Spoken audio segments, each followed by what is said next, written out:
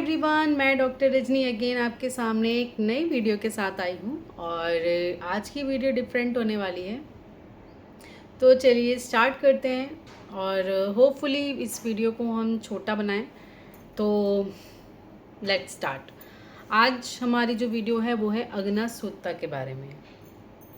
Yes, अग्ना सूत्ता ये political philosophy के ऊपर है। आज हमारी जो वीडियो है वो इंडियन पॉलिटिकल थॉट को लेकर है, और उसके अंदर जो टॉपिक है वो है अग्ना सूत्ता। तो आज हम अग्ना सूत्ता के बारे में पढ़ने वाले हैं। होपफुली आपने इसका नाम सुना होगा। और ये मास्टर के अंदर बीए जो 5th सेमेस्टर है उसमें ऑनर्स में बीए प्रोग्राम में ये आपको पढ़ने को मिलेगा, तो आपको ये पढ़ा जाएगा।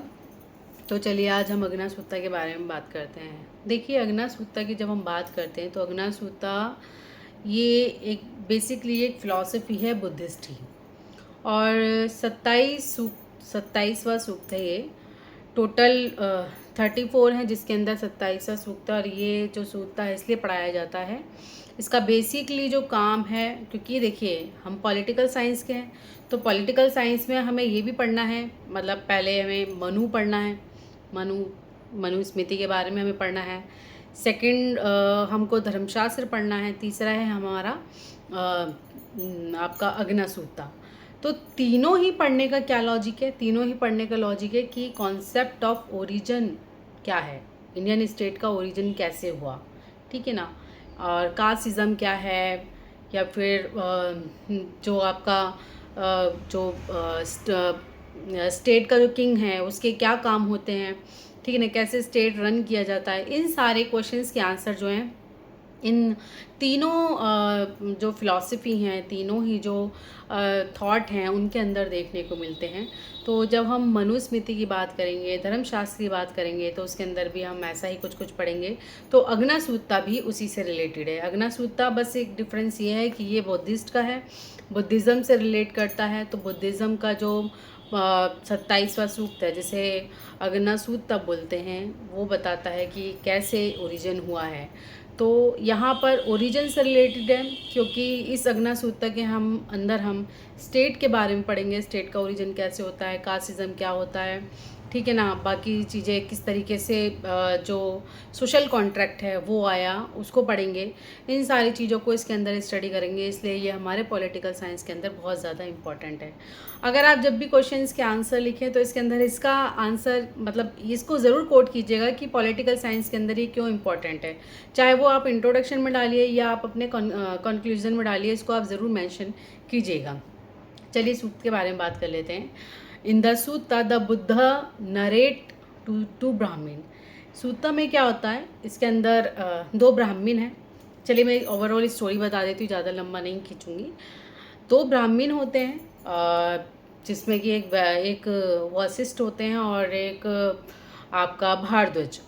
ये दोनों ब्राह्मण्स होते हैं, और इन दोनों ने अपनी कास्ट से मतलब रिज़ाइन दे दिया है। ये दोनों ही कास्ट से निकल जाते हैं। क्यों? क्योंकि ये भिक्षु बनना चाहते हैं, ये संत बनना चाहते हैं, ये भिक्षु बनना चाहते हैं, और इसलिए ये खुद को निकाल लेते हैं कास्ट से। और जब ये निकलते हैं तो ये बहुत ज़्यादा क्रिटिसिज्म का पात्र बन जाते हैं, इनकी बहुत ज़्यादा आलोचना होती है, इनकी बुराइयाँ होती हैं, दोनों ही बुद्धिस्ट की, दोनों ही भिक्षुओं की, जो कि ब्राह्मण हुआ करते थे। अब ये बहुत ज़्यादा परेशान हो जाते हैं और ये जाते हैं बुद्ध के पास, और बुद्ध से कहते हैं कि हम क्या करें। हमने तो अपना जो जाति है, हमने जो अपनी जाति है, जो अपना ब्राह्मण समाज है, जो अपनी कास्ट है, वो छोड़कर हम भिक्षु बनना चाहते हैं। हमें कोई कोई कुछ नहीं चाहिए, हमें सिर्फ भिक्षु बनना है। लेकिन फिर भी सब छोड़ने के बाद भी हमने अपना सब कुछ छोड़ दिया और हम अलग हो गए हैं, लेकिन फिर भी क्यों हम मतलब इस बुराई के पात्र बन रहे हैं? क्यों हमारी इतनी आलोचना हो रही है? हमें इस तरीके से क्यों अपमानित किया जा रहा है? तब बुद्ध इसके बारे में बताते हैं। कहते हैं कि आप किस ब्राह्मण की बात कर रहे हैं? ये कहते हैं कि ब्राह्मण बोल रहे हैं कि आप लोग ब्राह्मण होके कैसे भिक्षु बन सकते हैं? आप इतना नीच काम कैसे कर सकते हैं? तो इस तरीके से क्रिटिसिज्म हुआ होगा। जैसे होता है ना कि भाई, आपने भी देखा होगा कि जब शादी इंटर कास्ट में होती है तो कहते हैं नहीं भाई, हम तो शादी इन्हीं कास्ट में करेंगे, हम दूसरी कास्ट में नहीं करेंगे, हमारी ऊंची है या उसकी ऊंची है, इस टाइप की बातें होती है। ऐसी उस टाइम पे भी हुआ। ब्राह्मण्स ने बोला कि नहीं भाई, भिक्षु हमारे ब्राह्मण्स भिक्षु वाले काम नहीं करते और आप ब्राह्मण्स का अपमान कर रहे हैं, आप इस तरीके से कैसे कहते हैं? तो ये वही है, सूत्ता के अंदर बुद्धा जो है वो नरेट करते हैं दो ब्राह्मण्स को, जिनके नाम मैंने आपको बताए हैं कि भारद्वाज और वशिष्ठ होते हैं।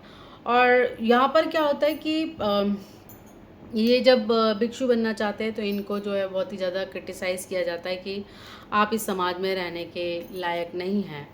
उसके बाद क्या होता है कि इन्हें जब समाज से निकाल दिया जाता है, बुद्ध के पास आते हैं, बुद्ध से क्वेश्चन करते हैं तो कहते हैं देखिए, आप कहते हैं कि आप सर्वोपरि हैं, आप सर्वोपरि कैसे हो सकते हैं? बुद्ध ने एक स्त्री का एग्जाम्पल दिया, कहते हैं आप भी तो स्त्री से जन्मे हैं, जबकि कहा जाता है कि जो बुद्ध है, मतलब सॉरी, जो ब्राह्मण हैं वो कहते हैं खुद को कि हम तो ब्रह्मा के मुख से उपजे हैं, हम तो ब्राह्मण्स हैं, ब्रह्मा के मुख से उपजे हैं, हम तो इतने उच्च हैं। कहते हैं आप ब्रह्मा के मुख से कैसे उपज सकते हैं? आप तो स्त्री से उत्पन्न हैं। स्त्री भी रजस्वला से होती है ना, मेंस्ट्रुएशन उसका रहता है, मेंस्ट्रुअल पीरियड चलता है उसका। आप जब वो महिला पीरियड से होती है, रजस्वला उसको भी होता है, सारी चीज़ें उसको भी होती है, वो भी बच्चा पैदा करती है, प्रेग्नेंट होती है, सारी चीज़ें जब वो करती है तो पैदा भी वो आपको ही कर रही है। वही स्त्री शूद्र को भी पैदा करती है, वही स्त्री जो है वैश्य को भी पैदा करती है, वही स्त्री जो है क्षत्रिय को पैदा करती है। तीनों कास्ट को पैदा करने वाली कौन है? स्त्री। तो आप ब्रह्मा के मुख से कैसे पैदा हुए? तो आप कहीं से भी सर्वोपरि नहीं हुए। तो इस तरीके से वो इस चीज़ को बताते हैं कि जो ब्राह्मण हैं वो किस तरीके से सर्वोपरि नहीं हैं। उसके बाद बताते हैं, कहते हैं कि ये किस तरीके से चीज़ें चली। फिर उन्होंने कहा कि देखिए, समाज में क्या होता है कि ये मतलब वो कहते हैं कि ये सारी चीज़ें कैसे हुई, कैसे सर्वोपरि। कह रहे, उन्होंने कहा बुद्ध ने कि देखिए, पहले क्या हुआ था कि पहले धरती पर कुछ भी नहीं था, धरती एकदम ख़त्म थी, कुछ भी नहीं था, बस सिर्फ एक पानी की परत दिखाई दे रही थी धरती के ऊपर। और उस पानी के ठहर जाने से, जैसे पानी ठहरा रहता है ना, तो उस पर काई सी जम जाती है, तो उस पानी पर काई सी जम गई और उस काई में ही धीरे धीरे कुछ जीव जंतु पैदा होने लगे। वो वही काई खा के बड़े हुए। जब वो काई खा खा के बड़े होने लगे तो उसी के आसपास, मतलब वहीं उनका मल मूत्र सब होने लगा, वहीं बच्चे पैदा करने लगे। उसी का सारा मिला जुला करके वहाँ छोटे छोटे पौधे होने लगे। और उसी पौधे के बाद क्या है, वही जीव जंतु जो कि उस टाइम पे काई खा रहे थे, वही अब पौधे खाने लगे हैं। अब जब वो पौधे खा रहे हैं तो करते करते वो पौधे ख़त्म हो गए। अब वो जब पौधे ख़त्म हो गए तो वहाँ पर खुम्बी टाइप की चीज़ें उगने लगी हैं। अब जब खुम्बी टाइप की चीज़ें उगने लगी हैं तो वही जीव जंतु, अब पौधे नहीं हैं तो खुम्बी खा रहे हैं। खुम्बी के बाद क्या हुआ, वो एक टाइम के बाद खुम्बी भी ख़त्म हो गई। अब जब खुम्बी ख़त्म हो गई तो वही लोग अब चावल जैसी चीज़ों को खाने लगे। तो यहाँ पर क्या हुआ कि जैसे जैसे उनके खाने के अंदर चेंजेस आए, ऐसे ऐसे ही लोगों के अंदर चेंजेस आए, ऐसे ऐसे ही जीव जंतुओं में चेंजेस आए। और जीव जंतुओं में चेंजेस आए तो जानवर अलग टाइप के होने लगे। और वो जानवर से कब आदि मानव, कब मानव बन गए, वो इस टाइप की उत्पत्ति बताते हैं कि उसी के बाद, उसी के साथ साथ चंदा सूरज जैसी चीज़ें भी जो हैं दिखने लगी, रोशनी दिन रात जैसी चीज़ें दिखने लगी। अब क्या हुआ, जब लोगों में समझ आने लगी तो लोगों का एक ऐसा लोग समाज बनाने लगे। मतलब पहले समूह बनते थे, छोटे छोटे ग्रुप बनने लगे। और ग्रुप के बाद उन लोगों ने एक ग्रुप को होता है ना, बाउंड्री बना लेते कि हमारा ग्रुप है, हमारा ग्रुप है।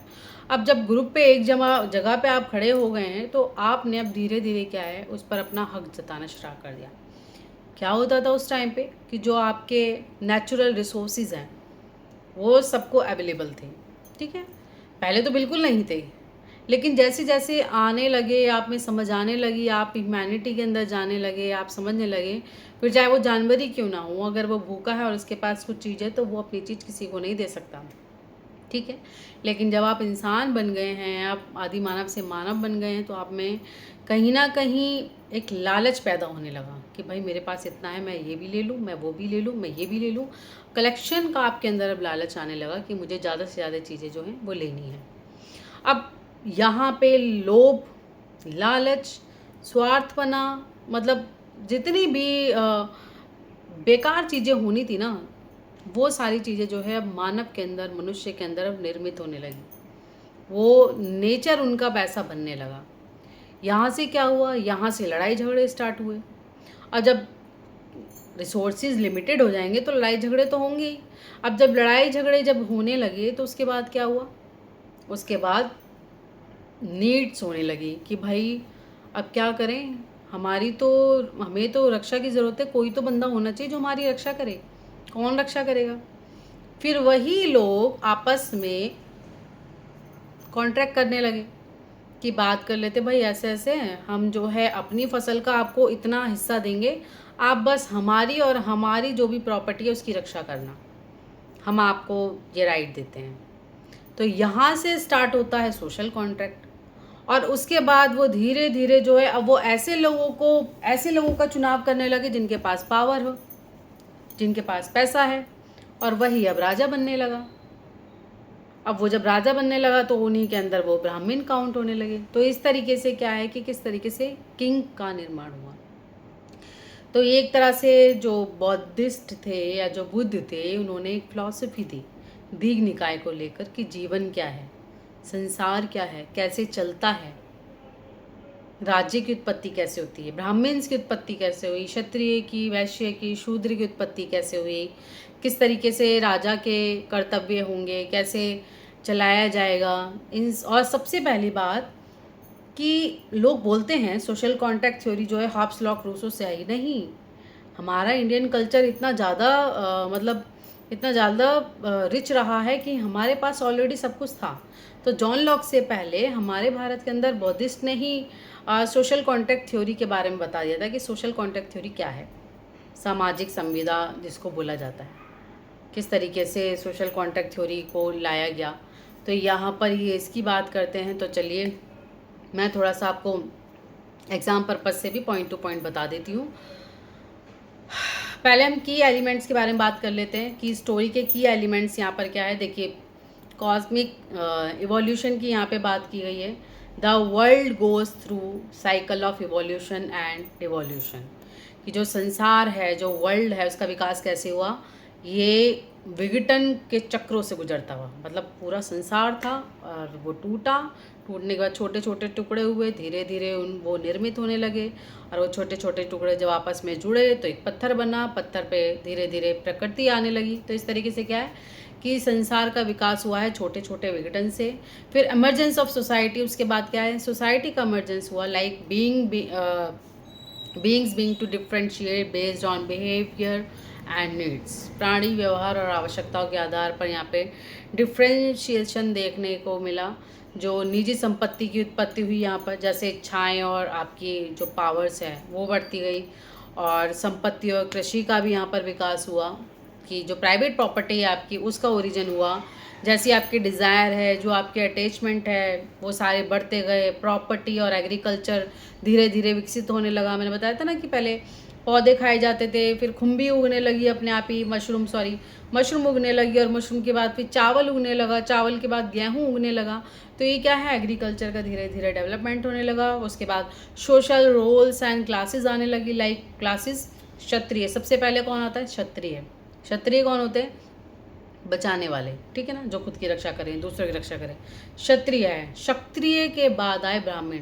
वही लोग तो कहते हैं कि भैया हम तो इनकी सुनेंगे, ये हमारे राजा हैं, ठीक है। तो आए फिर ब्राह्मण, क्षत्रिय आए, ब्राह्मण आए, शूद्र आए, वैश्य आए। उसके बाद ये इन सब का जो इमर्जेंस है वो होने लगा बेस्ड ऑन फंक्शन, कौन क्या काम करेगा। पहले कास्ट जो है वो जाति के आधार पर नहीं हुआ करती थी। पहले जो कास्ट है वो हुआ करती थी सिर्फ और सिर्फ आपके कार्य के आधार पे, कर्म के आधार पर जाति हुआ करती थी।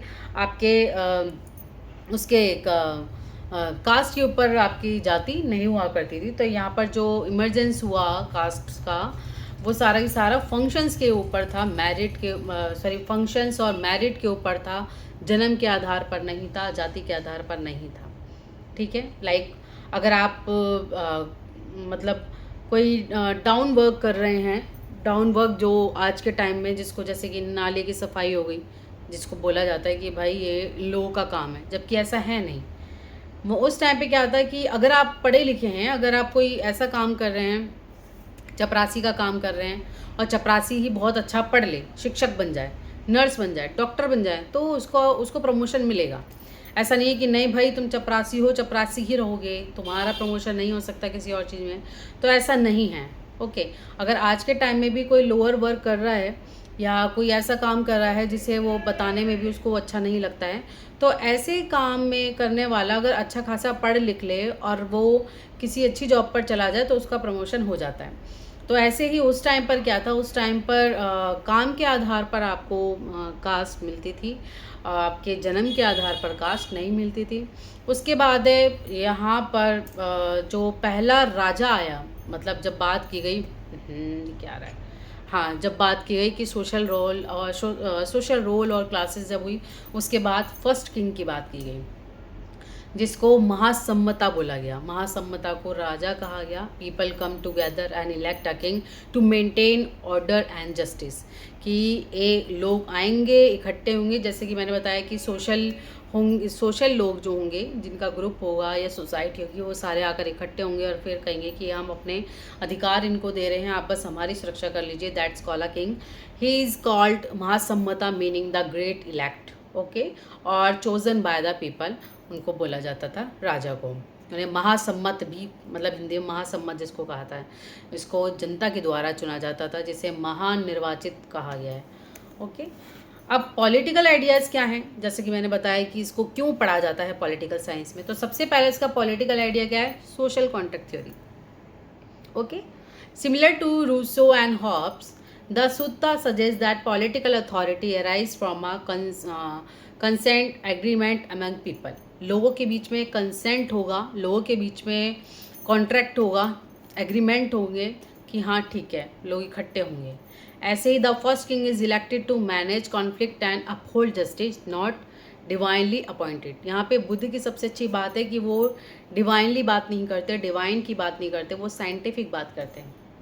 कहते हैं ना कि आपको भगवान ने जन्म दिया है। ब्रह्मा क्या कहते हैं, सॉरी, ब्राह्मण क्या कहते हैं, हम भगवान के मुख से पैदा हुए, ब्रह्मा के मुख से पैदा हुए।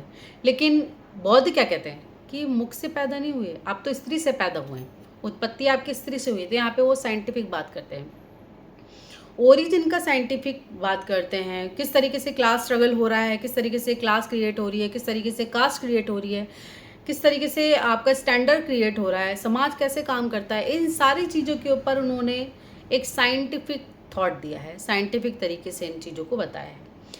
सामाजिक सोशल कॉन्ट्रैक्ट के वही बताते हैं कि राजा को संघर्षों का प्रबंध करने और न्याय को बनाए रखने के लिए चुना जाता था। तो राजा किस लिए आता था कि जितने भी कॉन्फ्लिक्ट्स हो रहे हैं उन सबको वो मैनेज कर पाए और जस्टिस बनाए रखे, किसी के साथ गलत ना हो। और ये एक तरह से लोगों के द्वारा चुना जाता था, ना कि ईश्वर के द्वारा। ओके, जब आप वेस्टर्न पॉलिटिकल फिलॉसफी या थॉट पढ़ेंगे ना, तब उसमें देखेंगे कि किस तरीके से प्लेटो, किस तरीके से ग्रीन, किस तरीके से हीगल कैसी बातें करते थे। ठीक है, कि राजा कौन होगा, ईश्वर कितना दैवीय है, इन सारी चीज़ों के ऊपर आप देखेंगे उस टाइम पे। अभी हम इंडियन पॉलिटिकल थॉट को देख लेते हैं। अब सेकंड आता है functional view of caste. Second हम देख लेते हैं फंक्शनल व्यू ऑफ कास्ट, कि किस तरीके से जो कास्ट है वो कैसे फंक्शन करती है। तो यहाँ पे like the rigid Brahmanical caste theory, जो ब्राह्मण की जो कास्ट थ्योरी है वो कैसे सुत्ता को बताती है, सुत्ता के अंदर मेंशन की गई है। Social classes arise from people's occupations and conduct. जो सोशल क्लासेस होती हैं, सामाजिक वर्ग जो होता है, वो आपके काम से, जो आप काम करते हैं, आपके ड्यूटी जो होती हैं, आपके कर्म जो होते हैं, उनसे क्रिएट होता है। ओके, लोगों के कर्म से होता है, लोगों के कर्तव्यों से होता है। There is no inherent superiority. यहाँ पे कोई भी सबसे ज़्यादा सुपीरियर नहीं है, ब्राह्मण्स भी नहीं है। अगर ब्राह्मण्स पढ़ा रहे हैं दैट्स कॉल्ड टीचर, अगर वो किसी को ठीक कर रहे हैं दैट्स कॉल्ड टीचर, अगर वो सफाई कर रहे हैं that's called karmachari, not a Brahmin. Okay, there is no inherent superiority, even a Brahmin is not superior if he is immoral.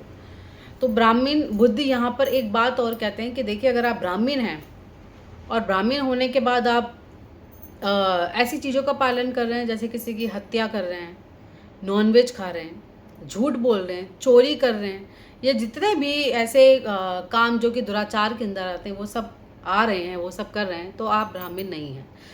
तो क्या कह रहे हैं, सामाजिक वर्ग लोगों के व्यवसाय और आचरण से उत्पन्न होता है, और ब्राह्मण कोई अंतर्निहित श्रेष्ठता लेकर नहीं पैदा हुए हैं कि वो बहुत ज़्यादा श्रेष्ठ होते हैं। यहाँ तक कि एक ब्राह्मण भी श्रेष्ठ नहीं है यदि कोई अनैतिक काम करता है, ठीक है। तो यहाँ पे बुद्ध ने उसको भी डिफाइन किया है। अब तीसरा बात करते हैं ethical basis of authority. Authority का या अथॉरिटी के एथिक्स क्या होते हैं, जो कहते हैं कि सत्ता जो होती है वो किस तरीके से एथिक्स होती है। तो यहाँ पे जो धम्मा है उसको, सत्ता को धम्मा के बारे में बताया गया है। रूलर लेजिटिमेट कैसे होता है, जो किंग है उसको किस तरीके से पावर दी जाती है, कैसे वो वैद्य बनता है। तो सत्ता का नैतिक आधार जो है एक शासक की धार्मिकता धम्म है, उसके शासन को वैध बनाती है। राजा है, काम कर रहा है, अच्छी बात है, लेकिन अगर राजा के काम को जनता का एग्रीमेंट नहीं मिलता है या जनता उसको अप्रूवल नहीं देती है, तो वो काम धर्म के अगेंस्ट माना जाएगा, धार्मिक नहीं माना जाएगा, वैध नहीं माना जाएगा, लेजिटिमेट नहीं माना जाएगा। तो राजा के कर्म, राजा के कर्तव्य, राजा की ड्यूटी सबसे ज़्यादा इम्पॉर्टेंट होती है, जो कि धर्म से रिलेटेड हो और लोगों के हित में हो। तो सत्ता का जो नैतिक काम है वो क्या है, धार्मिकता, दैट्स कॉल्ड धम्म, ठीक है। तो धम्मा की जब बात करते हैं तो धम्मा के अंदर यही है, धम्मा ही शासन का, धम्मा ही जो शासन है, जो अथॉरिटी है, गवर्नेंस है, उसको वैध बनाती है, उसको लेजिटिमेट बनाती है। तो याद रखिएगा कि राजा तभी वैध होता है जब वो धार्मिक कार्य करता है, धम्मा के अकॉर्डिंग चलता है, और धम्मा क्या है, लोगों के हित में काम करे, किसी के साथ अनैतिक ना करे। बुद्ध सामाजिक मूल्य निर्धारित करने में जन्म या कर्म कांड की तुलना में नैतिक सद्गुणों पर जोर देते हैं। वो कहते हैं कि बुद्धा ये कहते हैं कि मोरल वर्च्यू जो होता है वो बर्थ से ज़्यादा इम्पॉर्टेंट होता है, रिचुअल से ज़्यादा इम्पॉर्टेंट होता है, ठीक है। आपके कर्म ही डिसाइड करते हैं कि आप कहाँ जाने वाले हैं। राजा हैं और आप अपनी अथॉरिटी का गलत इस्तेमाल कर रहे हैं, आप लोगों को मार रहे हैं, ठीक है, आप मतलब लोगों के अंदर डर फैला रहे हैं, दहशत फैला रहे हैं, तो that's call not a good ethics और मोरल वर्च्यूज़ और बर्थ और रिचुअल्स, ठीक है। तो ये एथिकल चीज़ें नहीं हैं एक राजा की। उसके बाद फोर्थ आता है equality and critique of Brahmans. समानता की बात करते हैं यहाँ पे, ब्राह्मण्स को इन्होंने क्रिटिक किया। The sutta strongly critic Brahmin claim of divine origin, reinforcing egalitarian and ethical values. Egalitarian का मतलब होता है समानता। तो समानता और ब्राह्मणवाद की आलोचना, ब्राह्मणों के दैवीय उत्पत्ति के दावों की कड़ी आलोचना करते, कहते हैं कि मतलब मैंने अभी आपको बताया ना कि जो ब्राह्मण हैं वो ब्रह्मा के मुख से पैदा हुए हैं, उसी की सबसे बड़ी आलोचना कर देते कि ऐसा कुछ नहीं है, ये निराकार है, मतलब कोई सेंस नहीं है इस बात का। और यहाँ कहते हैं कि समतावादी और नैतिक मूल्यों को पुष्ट अगर बनाना है तो अपने एथिक्स को लेकर आइए, सही काम कीजिए, सही ड्यूटी आपकी होनी चाहिए। It advocate for spiritual and social mobility grounded in ethical action, Karma, ठीक है ना। अभी कहते हैं ना भाई करने का फल तो मिलना ही है, अभी कर ले अभी कि अभी मिल जाएगा। पहले तो कहते थे ऊपर जाके सबको जवाब देना पड़ेगा, पर आज के टाइम में कहते हैं कलयुग है, सबको अपने कर्म यहीं भुगतने हैं, कहते हैं ना। तो ऐसा ही ये कहते हैं कि आपके कर्म ही डिसाइड करते हैं कि आप किस रास्ते पे जा रहे हैं। तो कर्म के ऊपर ही या कर्म पर ही आधारित है कि आप किस तरीके से कार्य कर रहे हैं, और ये कर्म ही डिसाइड करता है कि आप ब्राह्मण हैं या नहीं हैं। आपका जन्म या बाकी सारी चीज़ें आपको नहीं बताती कि हाँ आप इस सोसाइटी में पैदा हुए हैं तो आप ब्राह्मण हैं, आप इस घर में पैदा हुए हैं तो आप ब्राह्मण हैं, नहीं। आपके कर्म, आपके ड्यूटीज़, आपके एक्शन ही आपको बताते हैं कि आप ब्राह्मण या आप अदर कास्ट में हैं या नहीं, ओके। अब इसकी सिग्निफिकेंस देख लेते हैं इंडियन पॉलिटिकल थॉट के अंदर, किसके सिग्निफिकेंस क्या है। तो Agganna sutta offers a radically democratic and rational view. Radical और डेमोक्रेटिक व्यू, डेमोक्रेटिक इसलिए है क्योंकि इसके अंदर पब्लिक के ऊपर फोकस किया गया है, राजा के ऊपर फोकस किया गया है, पब्लिक को बेस बनाकर कि पब्लिक के बारे में ही सोचेगा राजा। क्योंकि यहाँ पर राजा कब आएगा, डेमोक्रेट होने के बाद आएगा। डेमोक्रेसी तभी बनेगी ना जब राजा को अपॉइंट किया जाएगा। तो राजा जो है डेमोक्रेसी के थ्रू ही अपॉइंट होकर आएगा, उनके बारे में सोचेगा, उनके लिए ही अपने कर्म को करेगा। तो इसलिए रेडिकली डेमोक्रेटिक एंड रैशनल है। रैशनल का मतलब है तार्किक, सोच विचार, बौद्धिक, पढ़ा लिखा, समझदार, दैट्स कॉल्ड रैशनैलिटी। तो रैशनल होगा व्यू ऑफ स्टेट फॉर्मेशन। यहाँ पर होता है राज्य का निर्माण। आया राज्य का निर्माण कैसे हुआ, कैसे हुआ राज्य का निर्माण। यहाँ पर पहले हमने देखा कैसे उत्पत्ति हुई ब्रह्मांड की, फिर कैसे नेचर आया, नेचर के बाद जीव जंतु आए, फिर मनुष्य आया, मनुष्य से प्रॉपर्टी आई, प्रॉपर्टी से लोभ लालच आया, लोभ लालच से सोशल कॉन्ट्रैक्ट आया, सोशल कॉन्ट्रैक्ट के बाद राजा आया, राजा के बाद ड्यूटीज़ आई, अथॉरिटी आई, पावर आई, डेमोक्रेसी आई, ठीक है ना, और डेमोक्रेसी के साथ साथ रैशनैलिटी आई। और यहाँ पर जब ये सारी चीज़ें हो गई तब हुआ आपका स्टेट का फॉर्मेशन, यहाँ पर हुआ राज्य का निर्माण, ठीक है। Sharply with divine right monarchy of वैदिक ट्रेडिशन। तो अग्नसूत्र राज्य का निर्माण का एक मौलिक लोकतांत्रिक तर्कसंगत दृष्टिकोण प्रस्तुत करता है। अग्नसूत्र क्या करता है? एक लोकतांत्रिक और तर्कसंगत दृष्टिकोण, डेमोक्रेटिक एंड रैशनल दृष्टिकोण प्रस्तुत करता है, जो कि वैदिक परंपराओं के देवीय अधिकार राजतंत्र से बिल्कुल अलग है। जो कि बोलते थे वैदिक पीरियड के अंदर ऐसा होता था, देवीय राइट्स होते थे, ऐसा होता था, पर उसको बिल्कुल ही उसके अगेंस्ट है, ये अपोजिट मान लो।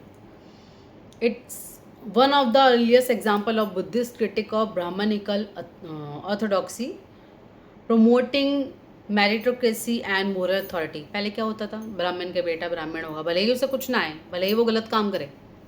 कितनी मूवीज़ हैं, कितने टेक्स्ट हैं, आप उनके अंदर पढ़ सकते हैं कि कैसे चीज़ें होती थी, क्या होता था। ब्राह्मण्स होते हैं लेकिन सारे ब्राह्मण एक जैसे होते हैं ये कहना बहुत ही मुश्किल है। तो वही है कि उनकी मोरल अथॉरिटी और उनकी ऑर्थोडॉक्सी जो थी वो उस टाइम पे कैसी थी, रूढ़िवादिता और उन सारी चीज़ों के बारे में ये बहुत क्रिटिक करते हैं बुद्धिस्ट। और ये कहते हैं कि योग्यता तंत्र और नैतिक अधिकार को बढ़ावा देती है, कि जो आपकी मेरिटोक्रेसी है, अगर आप मेरिट के अंदर आते हैं तो अच्छा है, और अगर नहीं आते तब आप ब्राह्मण नहीं कहला पाएंगे। और अगर आपके पास मेरिट है तो ही आपके पास अधिकार है, you can do everything in a good way for the people. Okay, so it also represent Buddhism pragmatic political philosophy centered on peace, justice, human welfare rather than metaphysical और divine justification। जैसा कि मैं पहले बता चुकी हूँ कि ये जो है बुद्धिस्ट की एक प्रैग्मेटिक का मतलब होता है व्यवहारिक, ठीक है।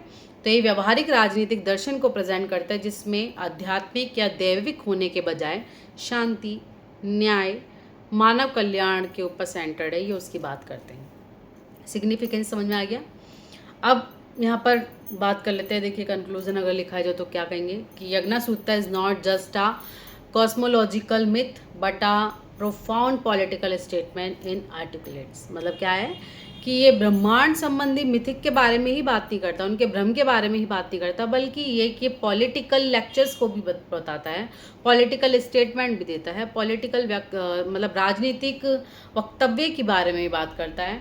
और कौन कौन सी चीज़ों को स्पष्ट करता है, अब बताते क्या है कि कैसे ये पॉलिटिकल है। पहला ये सोशल कॉन्ट्रैक्ट की बात करता है, ये रिजेक्ट करता है हेरेडिटरी की, कि ये नहीं होना चाहिए। यहाँ पर ये हायरार्की को छोड़ के यहाँ पे सोशल कॉन्ट्रैक्ट की बात करता है, सहमति की बात करता है। कहता है मतलब ये जो कहते हैं, जो थियोरी है, जो अग्नसूत्र है, वो बताता है कि वंशानुगत जो हायरार्की है, पदानुक्रम है, उसको ये बिल्कुल ही दरकिनार कर देते हैं, उसको एकदम मना कर देते हैं, उसको क्रिटिक करते हैं कि इसके अंदर कोई भी सच्चाई नहीं है, ये चीज़ें नहीं होती हैं। ये पॉलिटिकल लेजिटिमेसी का ये एक एथिकल बेस बताते हैं कि कर्म के ऊपर ही सारी चीज़ें हैं।